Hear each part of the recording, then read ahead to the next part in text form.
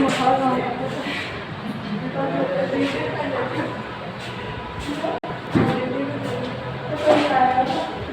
चलो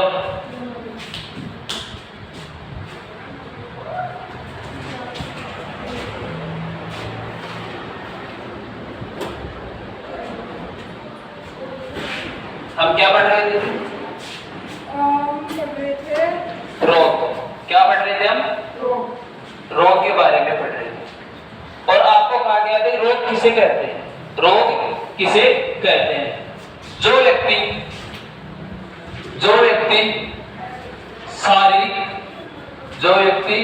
शारीरिक, मानसिक, सामाजिक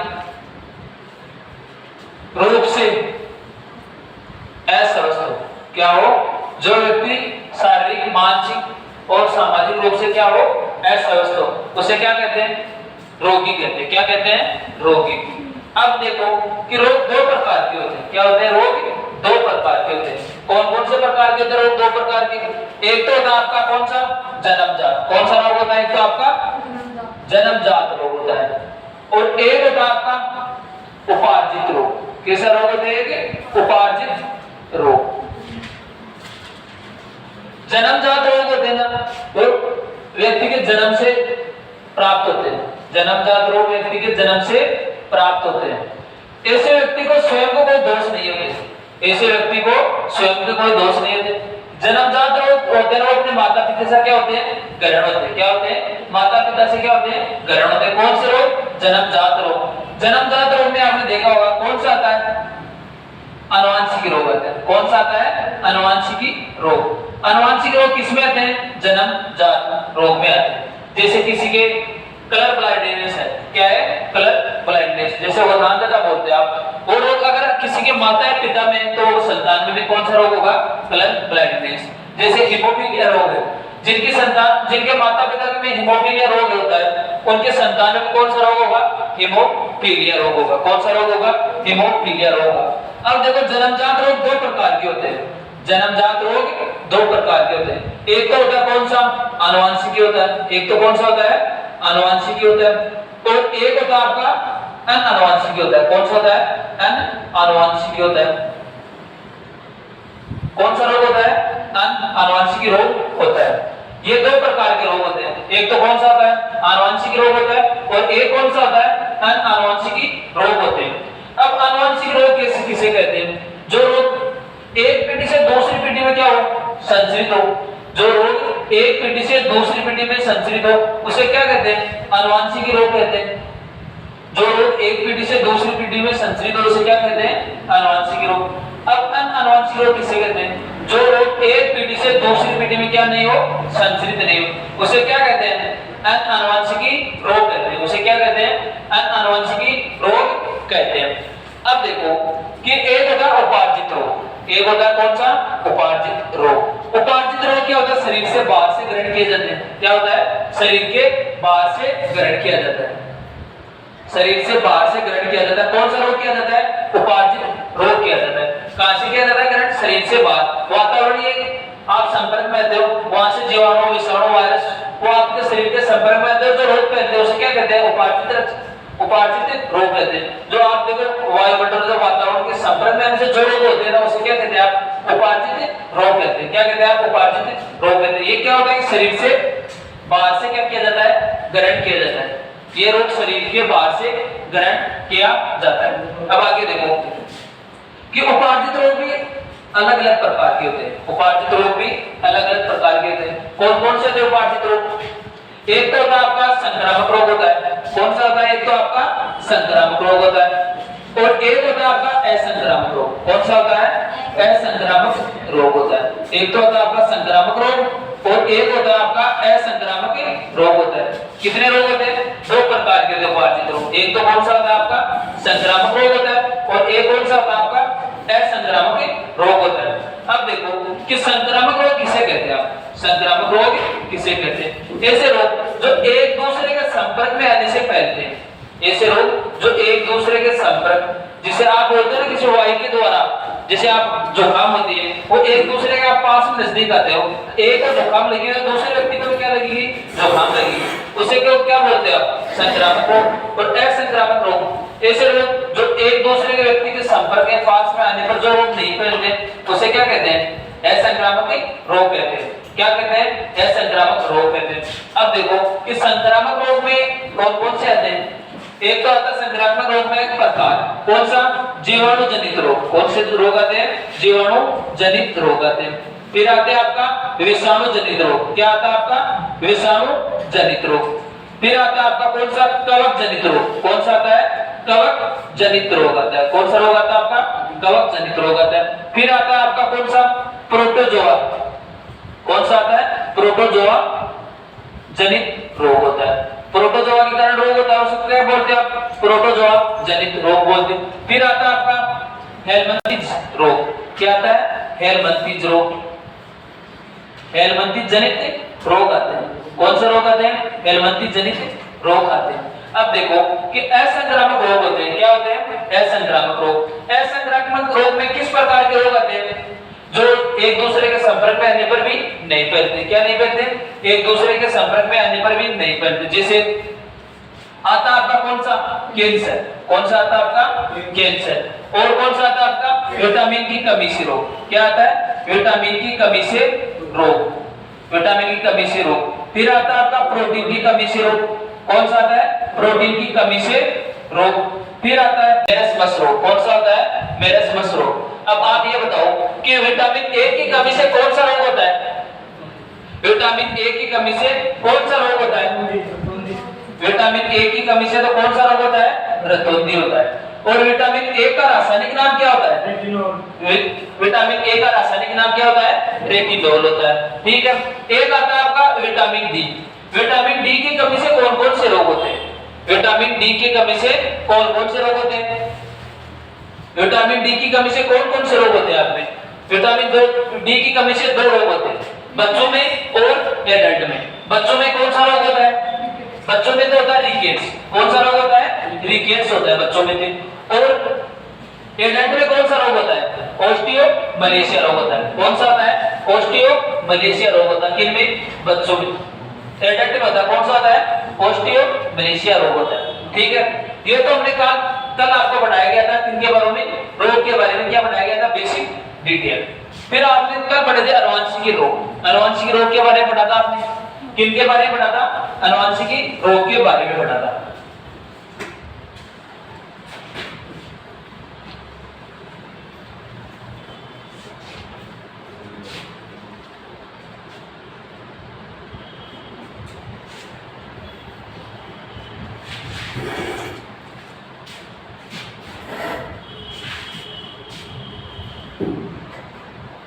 अनुवांशिकी रोग क्या बोलते हैं आप? Genetics disease. क्या होगा? Genetic disease. और नहीं हुआ अनुवांशिकी रोग। अनुवांशिकी रोग में हमने पढ़ा था पहले हीमोफीलिया। क्या पढ़ा था? हीमोफीलिया रोग पढ़ा था। कौन सा रोग पढ़ा था हमने? हीमोफीलिया रोग पढ़ा था। अब देखो हीमोफीलिया को आप क्या बोलते हो? साई रोग। क्या बोलते हो? साई रोग बोलते हो। किसे?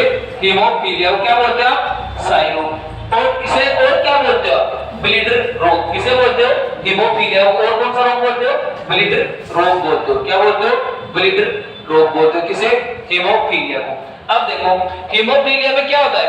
अक्स संलग्न अप्रभावी रोग होता है। क्या होता है? हीमोफीलिया होता है ना, वो अक्स संलग्न अप्रभावी रोग होता है। क्या होता है? अक्स संलग्न अप्रभावी रोग होता है। अब हीमोफीलिया को साई रोग क्यों बोला जाता है? क्योंकि हीमोफीलिया सर्वप्रथम किसमें होता? महारानी विक्टोरिया में होता। किसमें होता? महारानी विक्टोरिया में हुआ था। इसलिए हीमोफीलिया को क्या बोलते हो आप? साई रोग बोलते हो। क्या बोलते हो? साई रोग बोलते हो। अब देखो हीमोफीलिया को किसके द्वारा, हीमोफीलिया का जो जीन होता है उसको किसके द्वारा प्रदर्शित किया जाता है? H के द्वारा प्रदर्शित किया जाता है। किसके द्वारा प्रदर्शित किया जाता है? हीमोफीलिया के जीन को H के द्वारा प्रदर्शित किया जाता है। अब हीमोफीलिया में क्या होता है? वाहक कौन होती है? हीमोफीलिया रोग अनुवांशिक है। अनुवांशिक रोग एक पीढ़ी से क्या दूसरी पीढ़ी में क्या होते हैं? संचरित होते हैं। एक पीढ़ी से दूसरी पीढ़ी में रोगों को जानने क्या कहलाता है? अनुवांशिकी कहलाता है कि नहीं कहलाता है? जैसे एक पीढ़ी से दूसरी पीढ़ी में लक्षणों का वंशानुगति क्या कहलाता है? अनुवांशिक। क्या कहलाता है? अनुवांशिकी। अनुवांशिकी का जनक कौन है? ग्रेगर जॉन मेंडल है। कौन है अनुवांशिकी का जनक? कौन है? Gregor John Mendel. तो आधुनिक अनुवांशिकी का जनक कौन है? बेटसन है। कौन है आधुनिक अनुवांशिकी का जनक? कौन है? बेटसन है। ठीक है। और प्रायोगिक अनुवांशिकी का जनक कौन है? आपको लिखवाया हुआ था पीछे कि प्रायोगिक अनुवांशिकी का जनक कौन है? प्रायोगिक अनुवांशिकी का जनक कौन है? मॉर्गन है। कौन है? मॉर्गन है। मेंडल ने मटर के कितने जोड़े विपर्यासी लक्षणों पर प्रयोग किया था? अनुवांशिकी में कितने जोड़े विपर्यासी लक्षणों पर प्रयोग किया था? 7 जोड़े विपर्यासी लक्षणों पर प्रयोग किया था। और आपको मेंडल के शब्दावली पढ़ा दी गई थी और मेंडल के आपके जो नियम पढ़ा दिए गए। मेंडल के कितने नियम थे? 3 नियम थे। मेंडल के कितने नियम थे? 3 नियम थे। कौन कौन से थे? एक तो आपका प्रभाविता का नियम। क्या था? एक तो प्रभाविता का नियम। दूसरा कौन सा? पृथक्करण का नियम। और तीसरा कौन सा था आपका? स्वतंत्र अपव्यय का नियम। और स्वतंत्र अपव्यय के नियम का आपको जो बताया गया था लक्षण प्रारूप और जीन प्रारूप, सभी को याद है? लक्षण प्रारूप और जीन प्रारूप आपको बताया गया था। तो आप बताओ कि स्वतंत्र अपव्यय के नियम का लक्षण प्रारूप क्या होगा? स्वतंत्र अपव्यय के नियम का लक्षण प्रारूप क्या होगा? क्या होगा लक्षण प्रारूप? लक्षण प्रारूप होगा 9:3:3:1। ये क्वेश्चन सीईटी जो टोल की लगी थी ना, सीईटी टोल बेस पर, उसमें एक क्वेश्चन पूछा गया था कि स्वतंत्र अपव्यय के नियम का लक्षण प्रारूप का अनुपात क्या होगा? तो क्या था? 9:3:1 था। क्या था? 9:3:3:1 था। ठीक है। इनको आप ध्यान रखिएगा। टोटल का योग कितना होता है? 16। और आप देखो जीन प्रारूप का निकालेंगे तो वो भी किनसे निकलेंगे? इनसे निकलेंगे ना। वो उनका भी योग कितना आना चाहिए? 16। वो कैसे? इधर देखो इनका होता है 12, यानी 1:2:2:1:1:2:1:1:1। ठीक है। 12 24 12 12 1। ये योग करके देखो टोटल क्या होना चाहिए? 16 होना चाहिए। क्या होना चाहिए? टोटल 16। एक बार आप 12 और एक बार 24 ये याद रखना। और बाकी का 1:2:1:1:2:1। इसी तरीके से आप इनको रिपीट में याद रखना। और टोटल योग कितना होना चाहिए? इनका 16 होना चाहिए। क्या होना चाहिए? टोटल योग इनका 16 होना चाहिए। अब देखो कि जो हीमोफीलिया रोग था उसके जीन को किसके द्वारा रिप्रेजेंट किया जाता है? H के द्वारा किया जाता है। किसके द्वारा किया जाता है? H के द्वारा किया जाता है। और हीमोफीलिया रोग की वाहक कौन होती है? महिला होती है। वाहक कौन होती है? महिला होती है। अब देखो इसमें इनके बारे में एक अनुवांशिकी है। रोग कैसा रोग है? अनुवांशिकी रोग है। और इनका चोकर बोर्ड के आधार पर कितने प्रतिशत रोगी होंगे? कितने प्रतिशत क्या होंगे? स्वस्थ होगा। ऐसा क्वेश्चन इनके बारे में पूछा जाता है।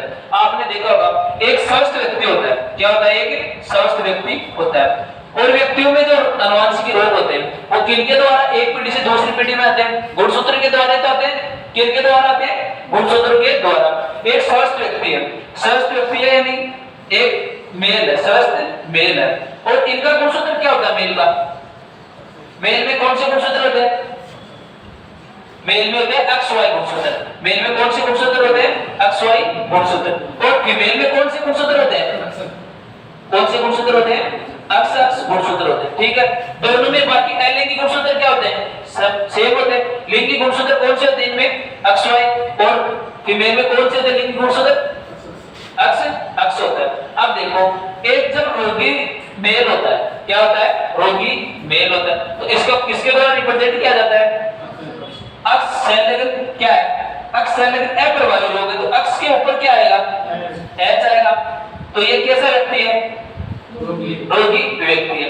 अब देखो कि इनमें फीमेल में दो अलग-अलग चीजों से इनको रिप्रेजेंट किया जाता है।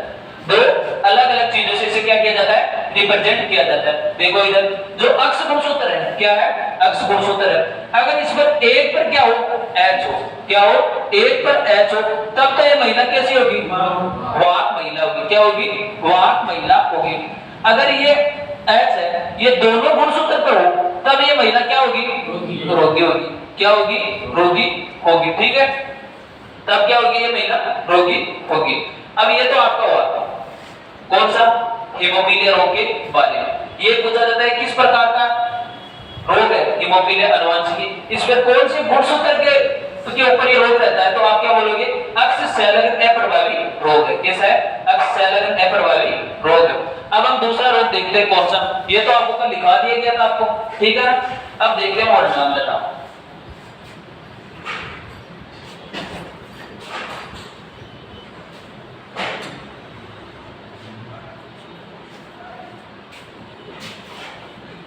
अब देखो आप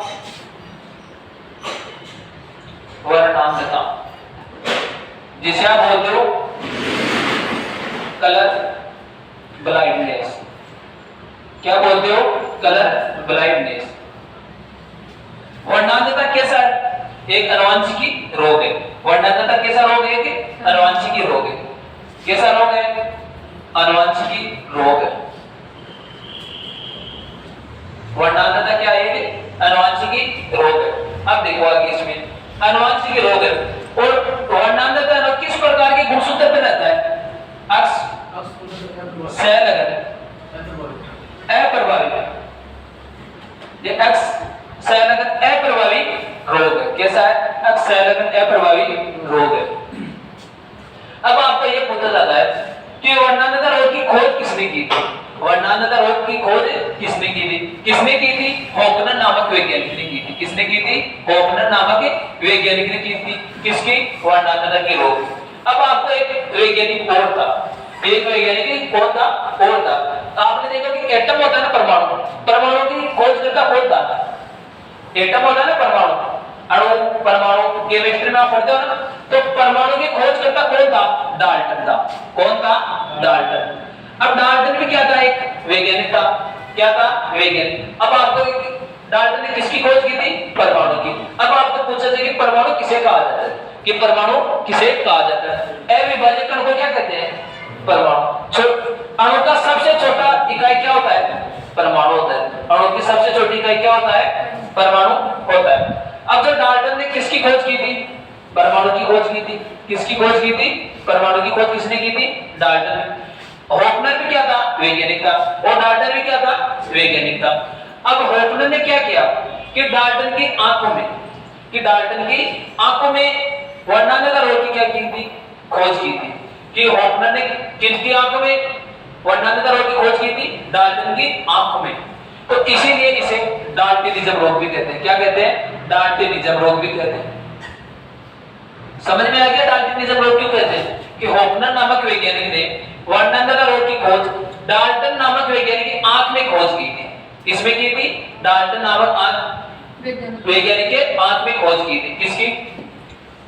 वर्णनांतता रोग की थी। अब आगे देखो, इसमें भी क्या होता है? महिलाएं वाहक होती है। इसमें भी क्या होता है? महिला वाहक होती है। क्योंकि रोग को वाहक का मतलब एक से दूसरे में फैलाना, एक पीढ़ी से दूसरी पीढ़ी में ले जाना कार्य कौन करती है? महिला करती है। तो इस रोग में महिला क्या होती है? वाहक होती है। क्या होती है? वाहक होती है। इस रोग को सी जीन के द्वारा प्रदर्शित किया जाता है। इस रोग को सी जीन के द्वारा क्या किया जाता है? रिप्रेजेंट या प्रदर्शित किया जाता है। ये रोग भी उसी तरीके से अलग अलग कौन से व्यक्ति स्वस्थ होगी, कौन से व्यक्ति स्वस्थ नहीं होगी। अब देखो, अक्सर जीव है, ठीक है, आपको समझ में आ गया यहाँ तक। अब इधर देखो कि एक तो होता है कौन सा? स्वस्थ व्यक्ति। एक तो कौन सा होता है? स्वस्थ पुरुष देख लो, और इधर देखो स्वस्थ महिला। स्वस्थ महिला, एक तो कौन सा होता है? स्वस्थ पुरुष, और एक कौन सा होता है? स्वस्थ महिला होती है। स्वस्थ पुरुष में देखो कि स्वस्थ पुरुष में लिंगी गुणसूत्र कौन कौन से होते हैं? अक्स वाई होते हैं। कौन से होते हैं? अक्स वाई। और महिला में लिंगी गुणसूत्र कौन से होते हैं? अक्स होते हैं। कौन से होते हैं? अक्स होते हैं। अब आगे देखो, इसमें किसके द्वारा रोगी को प्रदर्शित किया जाता है? जीन के द्वारा, सी जीन के द्वारा। तो इसमें जो रोग होगा, जो रोगी होगा, तो रोगी को किसके द्वारा प्रदर्शित किया जाएगा? अक्स सी वाई के द्वारा। अब स्वस्थ महिला है, क्या है? स्वस्थ महिला है। तो इसमें देखो, इसमें दो प्रकार से रिप्रेजेंट होगा। अगर गुणसूत्र एक पर होगा तब क्या होगा? वाहक महिला। क्या होगा? वाहक महिला। फिर अगर अक्स दोनों पर क्या हो? सी हो, तो क्या होगी? रोगी महिला होगी। क्या होगी? रोगी महिला होगी। इन समझ में आया नहीं है? आ गया कि एक दोनों के ऊपर अगर क्या हो? महिला के ऊपर CO, क्या हो दोनों के ऊपर CO तो क्या होगी रोगी महिला होगी। एक अक्ष गुणसूत्र के ऊपर अक्ष गुणसूत्र पर एक पर क्या हो CO, तब क्या होगी वो वाहक महिला होगी। अब आपको क्वेश्चन पूछा जाए कि एक रोगी महिला एक स्वस्थ व्यक्ति से शादी कर ली जाए, एक रोगी महिला एक स्वस्थ व्यक्ति से क्या कर ली जाए शादी। वाहक महिला रोगी महिला है, रोगी महिला किस रोग से ग्रसित है वर्णांधता रोग से ग्रसित है, उसकी शादी किससे कर दी जाए एक स्वस्थ व्यक्ति से। तो उसमें होने वाले संतानों में कितने प्रतिशत रोगग्रस्त होने की संभावना होगी, कितने प्रतिशत रोगग्रस्त होने की संभावना होगी, ये क्वेश्चन है। अब आप देखो महिला कैसी आपकी रोगी है, महिला कैसी आपकी रोगी है और पुरुष कैसा है स्वस्थ है, पुरुष कैसा आपका स्वस्थ है। अभी दोनों के बीच में आप देखो कितने प्रतिशत स्वस्थ होंगे, कितने प्रतिशत रोगी होगी, कितने प्रतिशत वाहक होंगे होने वाली दोनों के होने वाले संतानों में, ये क्वेश्चन इनके बारे में पूछा जाता है। तो इनका आपको कल आपको चोकर बोर्ड में समझाया गया था इस तरीके से। चोकर बोर्ड में लोगों कि एक तरफ तो आप कौन मेल के गुणसूत्र, एक तरफ तो क्या लोगे आप मेल के गुणसूत्र और दूसरी तरफ क्या लोगे आप फीमेल के लिंगी गुणसूत्र। अब इन दोनों के बीच में क्या करवाया जाता है क्रॉस करवाया जाता है, इन दोनों के बीच में क्या करवाया जाता है क्रॉस करवाया जाता है। तो पहला क्या बनेगा अक्षी अक्ष और दूसरा भी क्या बनेगा अक्षी अक्ष। अब देखो अक्षी वाई और अक्षी वाई। अब इनमें पूछा जाता है कि कितने प्रतिशत लड़के रोगी होगी, तो कितने प्रतिशत लड़के रोगी होगी 100% लड़के रोगी होगी। तो क्वेश्चन पूछा जाता है कि कितने प्रतिशत लड़के क्या होंगे रोगी, तो कितने प्रतिशत लड़के रोगी होंगे 100% रोगी होगी। आपको पूछा जाए कि कितने प्रतिशत लड़की रोगी होगी, कितने प्रतिशत लड़की रोगी होगी, कितने प्रतिशत लड़की रोगी होगी 0। तो आप देखो कि कितने प्रतिशत लड़की रोगी होगी, कितनी होगी 0%, ठीक है। अब आपको पूछा जाए कि कितने प्रतिशत लड़की वाहक होगी, कितने प्रतिशत लड़की क्या होगी वाहक होगी। तो कितने प्रतिशत लड़की वाहक होगी 100, कितने प्रतिशत लड़की वाहक होगी, तो कितनी होगी 100% होगी, कितने प्रतिशत होगी 100% होगी, ठीक है। समझ में आया कि नहीं है। अब आपको एक क्वेश्चन और दिया जाए कि एक वाहक तो क्या हो महिला और एक क्या हो रोगी पुरुष हो, वाहक तो क्या हो महिला और रोगी पुरुष हो, इनकी शादी करा दी जाए। एक वाहक महिला और एक रोगी पुरुष की शादी करा दी जाए तो उनके उत्पन्न होने वाले संतानों में कितने प्रतिशत लड़की रोगी होगी, कितने प्रतिशत लड़की वाहक होगी और कितने प्रतिशत लड़की रोगी होगी। वाहक महिला और रोगी पुरुष हो, उनकी शादी करा दी जाए तो उनके उत्पन्न होने वाले संतान कैसे होगी बताओ आप कि कितने प्रतिशत तो क्या होगी लड़की वाहक होगी और कितने प्रतिशत लड़कियां रोगी होगी और कितनी प्रतिशत लड़के रोगी होगी। क्या क्वेश्चन है बताओ आप।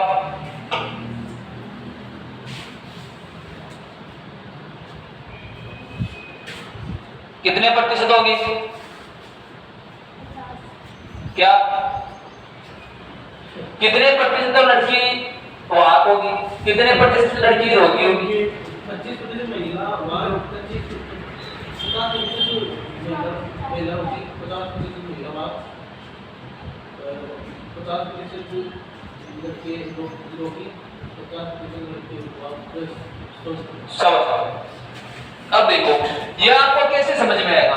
एक तो क्या है रोगी, तो क्या आपकी रोगी तो क्या आपका पुरुष, रोगी तो क्या आपका पुरुष और वहां क्या आपकी महिला, वहां क्या आपकी महिला है, ठीक है। अब इधर देखो वाहक महिला है और वाहक तो क्या महिला, रोगी क्या है पुरुष। रोगी पुरुष के गुणसूत्र क्या होगा अक्षी वाई, अक्षी वाई और वाहक महिला में क्या होगा अक्षी अक्ष। अब इन दोनों के बीच में क्या करा दिया जाए क्रॉस करा दिया जाए, क्या करा दिया जाए दोनों के बीच में क्रॉस करा दिया जाए। तो उत्पन्न होने वाले संतान में कितने प्रतिशत लड़के रोगी होंगे कितने प्रतिशत लड़कियां स्वस्थ होगी, कितने प्रतिशत लड़कियां वाहक होगी, कितने प्रतिशत लड़कियां रोगी होगी, कितने प्रतिशत लड़की स्वस्थ होगी, ये पूछा गया आपको। तो इधर देखो आप कि अक्ष सी और अक्ष वाई, इधर वाई, ये तो क्या है पुरुष के, और इधर लो किनके, महिला के, किसका आ गया, महिला के। अब इन दोनों के बीच में क्रॉस कराया गया तो क्या बनेगा, अक्सी अक्सी। तो कैसी महिला होगी, रोगी महिला होगी, कैसी महिला होगी, रोगी महिला होगी। अब इस अक्सी का अगले अक्ष से क्या कराया जाए, क्रॉस कराया जाए, तो क्या होगा, अक्सी अक्ष। सी किन पर है, केवल एक पर है, तो क्या होगी, वाहक महिला होगी, कैसी महिला होगी, वाहक महिला होगी। अब इस वाई का इस अक्ष से क्या करवाया जाए, क्रॉस करवाया जाए, तो क्या होगा, अक्सी वाई।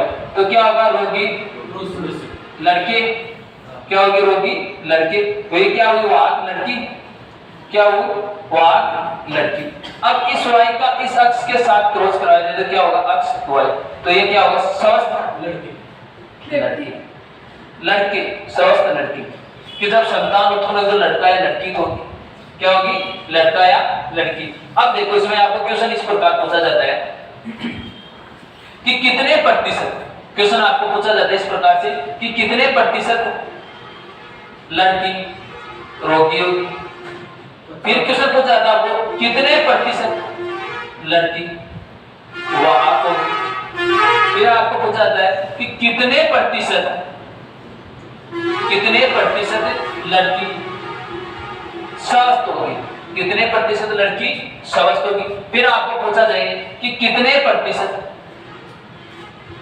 लड़के रोगी होगी और कितने प्रतिशत लड़के स्वस्थ होंगे, क्या होंगे, स्वस्थ होंगे। ये पूछा जाएगा आपको, ये क्वेश्चन था आपका। अब इसका आंसर किससे दिया जाएगा, किससे दिया जाएगा, इससे। अब आपको देखो 4 में है, कितने में अलग अलग डिवाइड, 4 में, तो एक पोर्शन कितने परसेंटेज के बराबर हुआ, 25% के, हुआ नहीं हुआ ना।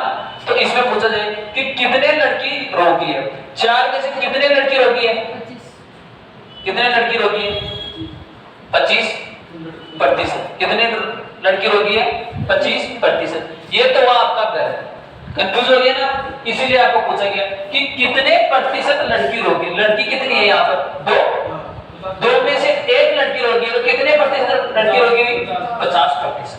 कितने प्रतिशत लड़की रोगी हुई, 50%, ठीक है। कितने प्रतिशत लड़की वाहक, कितनी हुई, 50। फिर पूछा जाए कि कितने प्रतिशत लड़की स्वस्थ, 0। कितने प्रतिशत लड़की स्वस्थ होगी, 0। फिर आपको पूछा कितने प्रतिशत लड़के रोगी, 50। कितने प्रतिशत व्यक्ति लड़के कितने रोगी, 50। और पूछा कितने प्रतिशत लड़के स्वस्थ, कितने हुए, 50। अब आपको इस क्वेश्चन में तो ये हुआ। अब इसी क्वेश्चन में ये पूछा जाए कि कितने प्रतिशत रोगी हुए और कितने प्रतिशत स्वस्थ हुए और कितने प्रतिशत क्या हुए, वाहक हुए।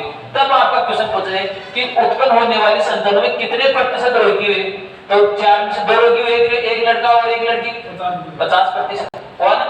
और कितने प्रतिशत वाहक हुए, 25%। और कितने प्रतिशत स्वस्थ हुए, 25%। वाहक नहीं हुए। अब आप हेडिंग लगाओ, वर्णांतता। हेडिंग लगाओ आप, वर्णांतता या कलर ब्लाइंडनेस। वर्णांतता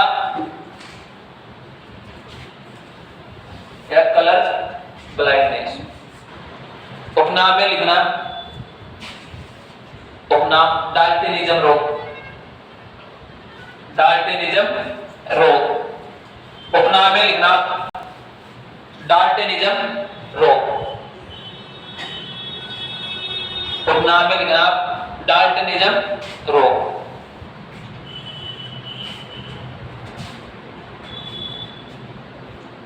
लिखो इसमें, यह एक अनुवांशिकी रोग है, यह एक अनुवांशिकी रोग है, यह एक अनुवांशिकी रोग है, यह एक अनुवांशिकी रोग है। अब लिखो, यह रोग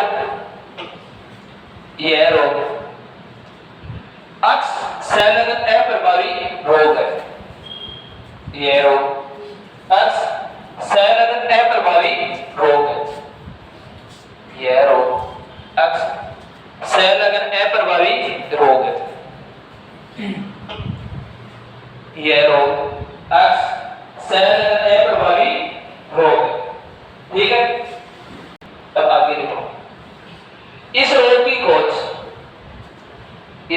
खोज हॉफनर नामक वैज्ञानिक ने की।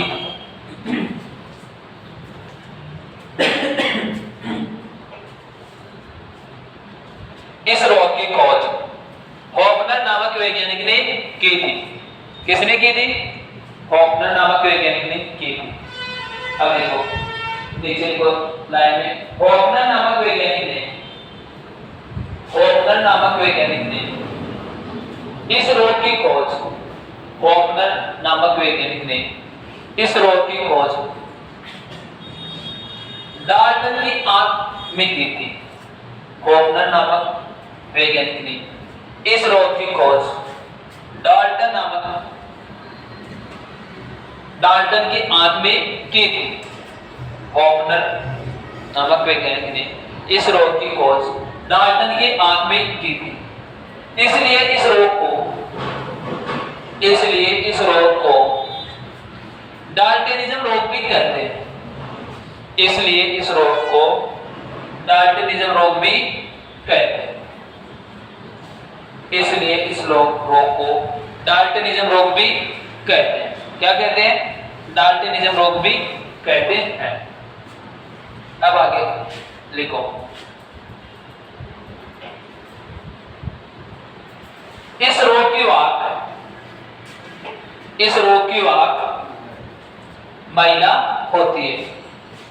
इस रोग की वाक महिला होती है।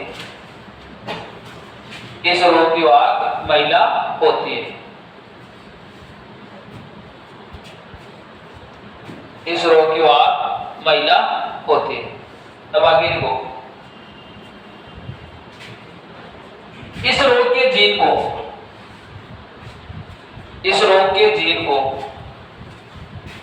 सी के द्वारा प्रदर्शित किया जाता है। इस रोग के जीन को सी के द्वारा प्रदर्शित किया जाता है।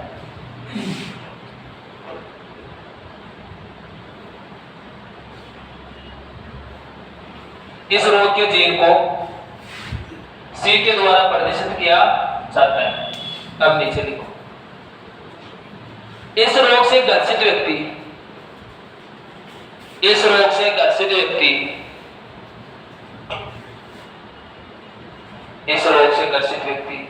ट्रैफिक हवलदार इस रोग से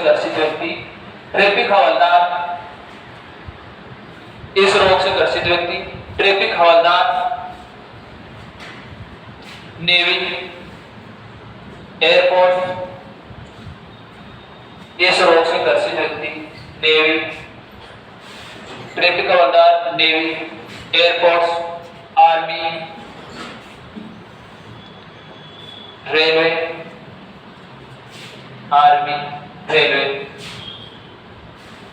आदि में जॉब नहीं कर पाते। में जॉब नहीं कर पाते। ठीक है, अब देखो आप इस तरीके से लिखना। स्वस्थ पुरुष में कैसा गुणसूत्र होता है? X Y. और स्वस्थ महिला में कैसा गुणसूत्र होता है? एक्स। ये ऐसा कैसा नीचे के नीचे क्या बना लो आप? चार्ट बना लो कि आप समझ जाए। आगे क्वेश्चन जो भी हो आपके इससे इतने को आप नीचे उतार लो। ठीक है, गुणसूत्र के ऊपर क्या लग रहा है? सी के द्वारा क्या किया जा रहा है? इसको प्रदर्शित किया जा रहा है। एक आपको पीछे क्वेश्चन लिखवाया हुआ था, जैसे आपको क्वेश्चन बोला गया कि ट्रैफिक हवलदार, क्या बोला गया? ट्रैफिक हवलदार बताया गया ना। तो कोशिका का ट्रैफिक हवलदार किसे कहा जाता है? कोशिका का ट्रैफिक हवलदार किसे कहा जाता है? कोशिका का ट्रैफिक हवलदार किसे कहा जाता है? राइबोसोम को कहा जाता है। किसे कहा जाता है ट्रैफिक हवलदार? राइबोसोम को। पीछे के साथ साथ पढ़ाई किया करो। आप क्वेश्चन के जवाब नहीं दे पाते पढ़ना चाहिए आपको रोज। कोचिंग के अलावा आपको कम से कम 6 से 7 घंटे पढ़ाई करनी चाहिए कोचिंग के अलावा। और आपके दिल्ली पुलिस की एग्जाम की डेट अनाउंस हो चुकी है, पता है सभी को आपको, एमपीएस और दिल्ली पुलिस दोनों एसएससी नवंबर से स्टार्ट है और 14 नवंबर से स्टार्ट है और 5 दिसंबर तक दिल्ली पुलिस कांस्टेबल की। और एमटीएस की आपकी होगी फरवरी से, 2024 में फरवरी से। और सितंबर में दिल्ली पुलिस कांस्टेबल की फॉर्म स्टार्ट है और अक्टूबर में दिल्ली पुलिस एमटीएस की क्या है फॉर्म स्टार्ट है।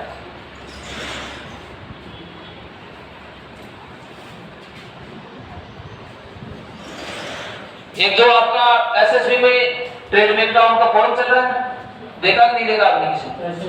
हाँ, तो वो आप फॉर्म लगा दें।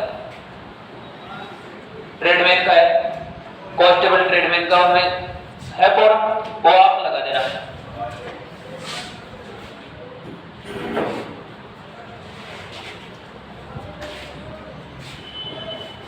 हो गया, लिख लिया ना आपने?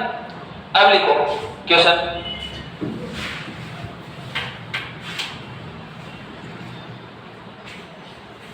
वर्णांधता रोग से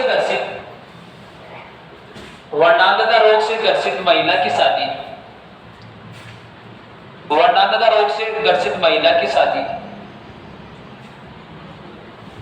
एक स्वस्थ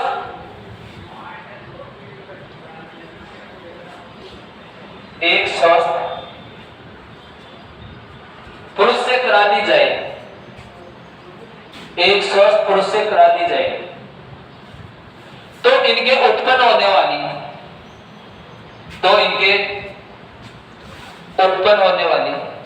संतानों की प्रक्रिया बताओ। तो इनके उत्पन्न होने वाली संतानों की प्रक्रिया के बारे में बताओ।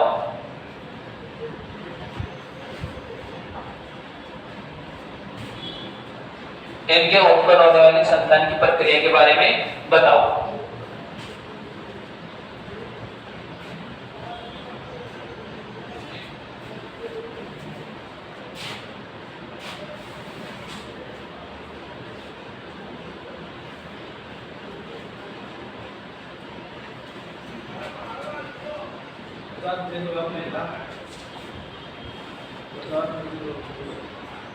आपका गलत हो चुका कि एक रोगी महिला के स्वस्थ पुरुष के साथ क्या करा दी जाए? शादी। तो उनके उत्पन्न होने वाली संतान की प्रक्रिया बताओ। ये वाला देख लो, बताया और आपका पहले साथ करवाया हुआ भी है। ये वाला बता लो, किसी के नहीं आया तो इतना था।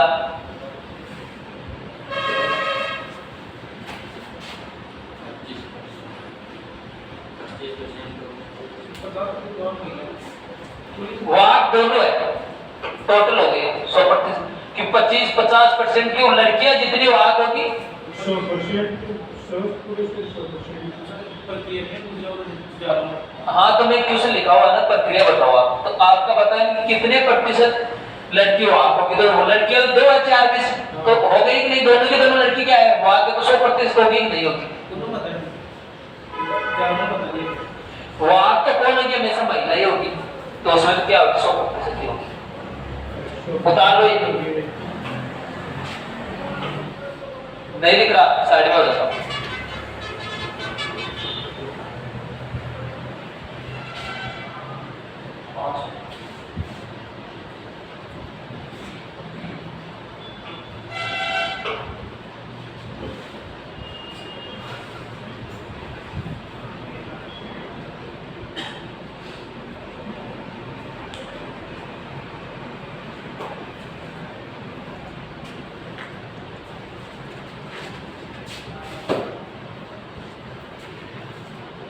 हो गया क्या?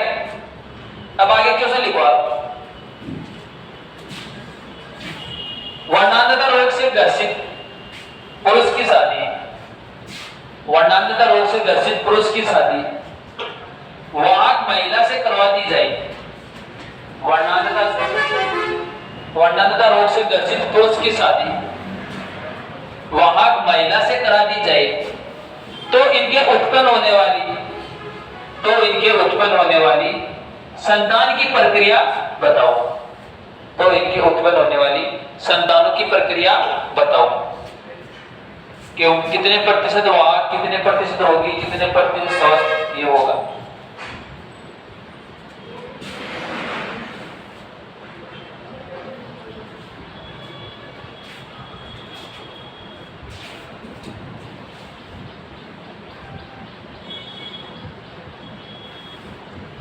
हो गया? ये आपको करवाया है कुछ, देख लो आराम से, नीचे आप इनको लिख लो सभी। इधर वाले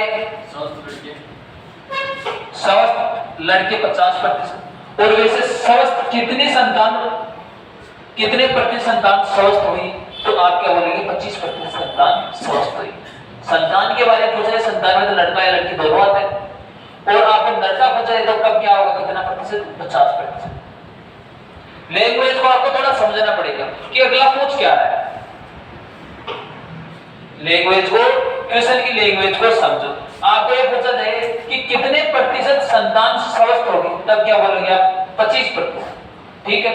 और आपको ये पूछा जाए कि कितने प्रतिशत लड़के स्वस्थ होगी, तब क्या होगी 50%, क्योंकि लड़के में तो 2 में से 1 है, और 4 में से कितने, 1, 2 में 1 तो कितना परसेंटेज हुआ 50, और 4 में से 1 तो कितना प्रतिशत हुआ 25। 1/4 का मतलब क्या होता है 25%, और 1/2 की भिन्न कितनी होती है, यानी कितने परसेंट भिन्न, 50% की भिन्न कितनी होती है 1/2, और 25% की भिन्न कितनी होती है 1/4।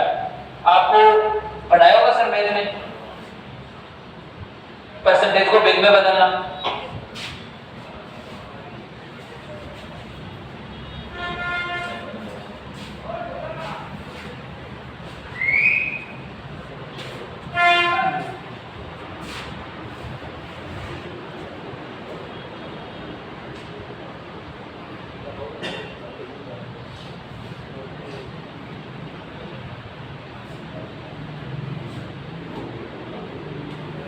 हो गया आपका। अब इसके बाद में देखो आप अगला रोग, sickle cell anaemia.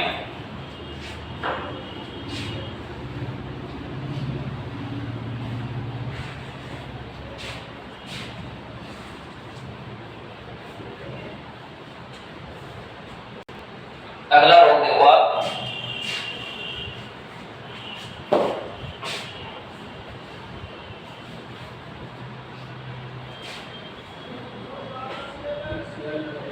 Sickle cell anaemia रोग, ठीक है।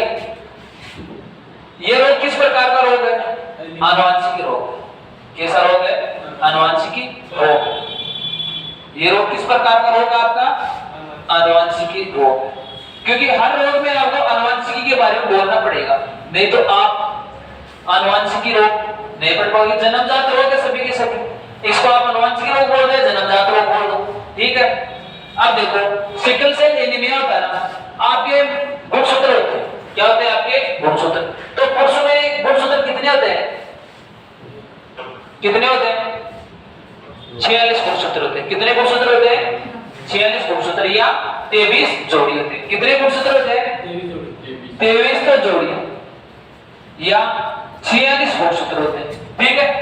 अब देखो इसमें क्या होती है कि 22 जोड़ी, 22 जोड़ी, तो कैसे गुणसूत्र होते हैं, अलिंगी गुणसूत्र होते हैं। कैसे गुणसूत्र होते हैं, अलिंगी गुणसूत्र होते हैं। और या 44 गुणसूत्र कैसे होते हैं, अलिंगी गुणसूत्र। इसमें 2 गुणसूत्र कैसे होते हैं, लिंगी, अक्षवाई या अक्षस। कि पुरुषों में तो कौन सा लिंगी गुणसूत्र होता है, अक्षवाई, और महिला में अक्षस। और दोनों में 22 जोड़ियां 44 गुणसूत्र क्या होता है, सेम होता है। क्या होता है, सेम होता है। अब इसमें है ना कि 11वें गुणसूत्र होता है ना, 11वें गुणसूत्र, और वो भी कैसा, अलिंगी गुणसूत्र।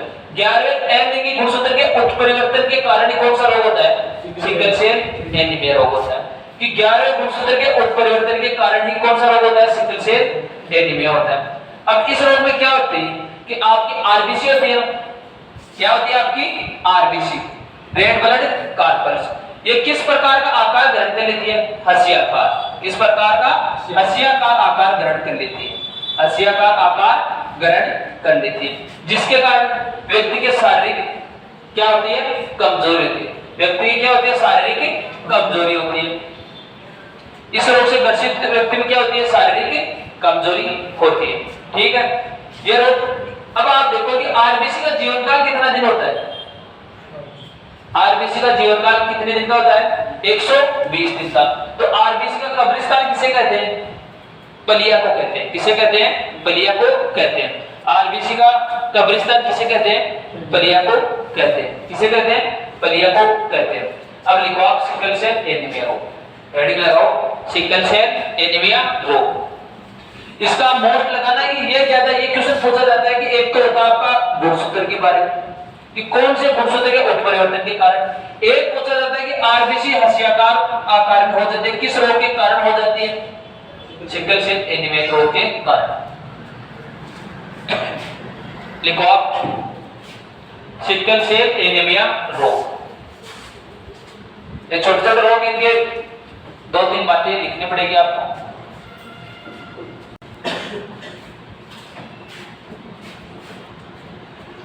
यह रोग आनुवंशिकी रोग है, यह रोग आनुवंशिकी रोग है, यह रोग आनुवंशिकी रोग है, यह रोग आनुवंशिकी रोग है। अब आगे लिखो आप,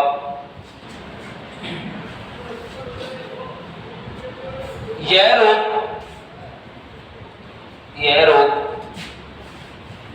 11वें गुणसूत्र, यह रोग 11वें अलिंगी गुणसूत्र,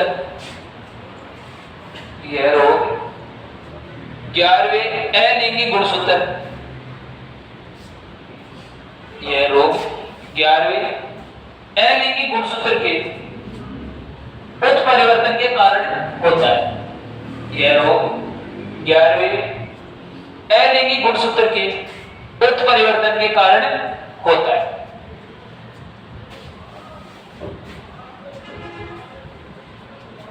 यह रोग 11वें अलिंगी गुणसूत्र के उत्परिवर्तन के कारण होता है। आगे देखो, इस रोग में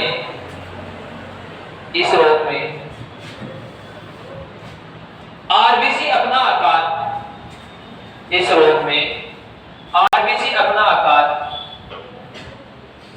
हस्याकार कर लेती है। इस रोग में आरबीसी अपना आकार हस्याकार कर लेती है। हस्याकार के मतलब आप सभी समझते हो, किसानों के सभी क्या हो? बेटे हो। हस्याकार का मतलब आप नहीं बोलते हो दांतली आती है ना, उसी आकार में आरबीसी क्या कर लेती है? अपना आकार कर लेती है। क्या कर लेती है? अपना आकार कर लेती है। अब आगे देखो, इस रोग से ग्रसित व्यक्ति, इस रोग से ग्रसित व्यक्ति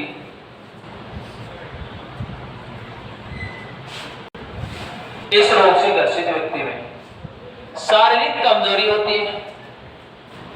इस रोग से ग्रसित व्यक्ति में शारीरिक कमजोरी होती है। इस रोग में ग्रसित व्यक्ति, इस रोग से ग्रसित व्यक्ति में शारीरिक कमजोरी होती है। इस रोग से ग्रसित व्यक्ति में शारीरिक कमजोरी होती है। ठीक है, अब बाकी के रोग आपको नेक्स्ट क्लास में बताया जाएगा।